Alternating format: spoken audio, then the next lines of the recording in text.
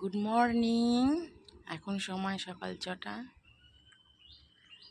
আমি ছাদে বসে এখন রান্না করছি। তো এইখানে সব রকম সবজি কেটে নিয়েছি। এই যে পুঁই শাক চচ্চড়ি হবে। এখানে বেগুন, কুমড়ো, আলুটা কাটবো, মিষ্টি কুমড়ো, এই যে আলু, এগুলো এখন কেটে নেব, নিয়ে এটা দিয়ে চিংড়ি মাছ দিয়ে চচ্চড়ি করব। ভোরের সূর্য কত সুন্দর লাগছে চারিদিকটা। ছাদেই একটা কল লাগিয়ে দিয়েছে, এখানে এখন সবজিগুলো ধুয়ে নেবো। খুব সুবিধা হয়েছে। কত দর্শক দেখো, এই দেখো, এই দেখো, এদেরকে আমি প্রত্যেক দিন সকালবেলা খেতে দিই। আরও আছে, কোনো ভয় পায় না আমাকে দেখে। সবজিগুলো ধুয়ে নিলাম, এটা গোটা পেঁয়াজ ধুয়ে নিলাম, এবার কেটে নেব। দেখো চারিদিকে প্রকৃতিটা দেখো কত সুন্দর।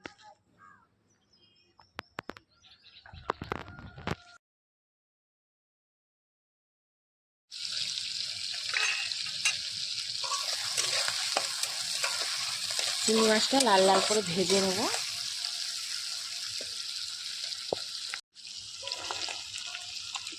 পেঁয়াজ কুচি, লঙ্কা কুচি সব দিয়ে দিলাম, দিয়ে একসাথে কষিয়ে নেব। রসুন বাটা, ধনে গুঁড়ো, জিরে গুঁড়ো,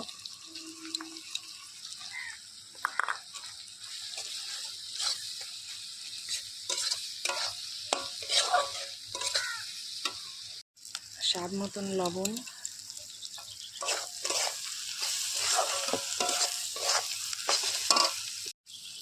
পরিমাণ মতন হলুদ গুঁড়ো আর দেবো না, দিয়ে এটাকে ভালো করে কষিয়ে নেব। মশলাটাকে কষিয়ে নেব, দিয়ে দেবো সামান্য একটু জল, একটু মশলাটা ভালো করে কষানো হবে।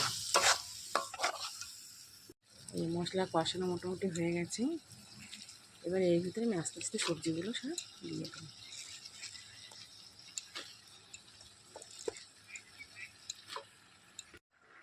এক কড়া হয়েছে, যেহেতু কড়াটা আমার ছোট্ট একদম, তাই নাও কতটা পুঁই শাক ছিল, কমে অনেকটা কমে গেছে।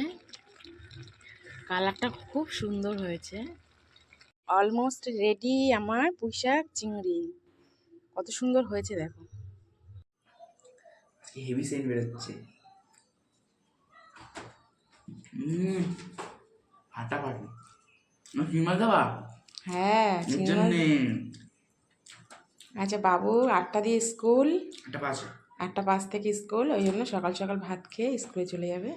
আমি ওই সকাল সকাল উঠেই রান্না করে নিলাম। এই যে তোমাদের দেখালাম চিংড়ি মাছের চচ্চড়ি করেছি পুঁই শাক দিয়ে, সেটা দিয়েই ও খেয়ে এখন স্কুলে চলে যাচ্ছে।